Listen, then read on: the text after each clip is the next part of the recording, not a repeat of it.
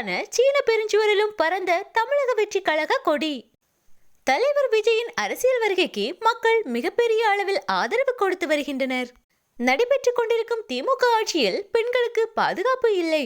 போதை கலாச்சாரம் அதிகரித்து இளைஞர்களின் எதிர்காலம் கேள்விக்குறியாகி வருகிறது. இதனால் மக்கள் திமுக ஆட்சியின் மீது அதிருப்தியில் உள்ளனர். மக்கள் ஒரு நல்லாட்சியை எதிர்நோக்கி காத்திருந்த நேரத்தில் சரியாக அரசியலில் களமிறங்கி இருக்கிறார் விஜய். அரசியலில் காலடி எடுத்து வைத்ததோடு மட்டுமல்லாமல் திமுக ஆட்சியை துணிந்து எதிர்த்து வருகிறார் விஜய். இதனாலேயே மக்கள் அவருக்கு அதிக அளவில் ஆதரவு கொடுத்து வருகின்றனர். குறிப்பாக இளைஞர்களின் ஆதரவு தலைவர் விஜய்க்கு அதிகமாகவே உள்ளது. தமிழகத்தில் மட்டுமல்ல, உலகின் பல பகுதிகளில் இருக்கும் இளைஞர்களும் தாங்கள் இருக்கும் இடத்திலிருந்தே தலைவர் விஜயின் தமிழக வெற்றி கழகத்திற்கு ஆதரவு கொடுத்து வருகின்றனர்.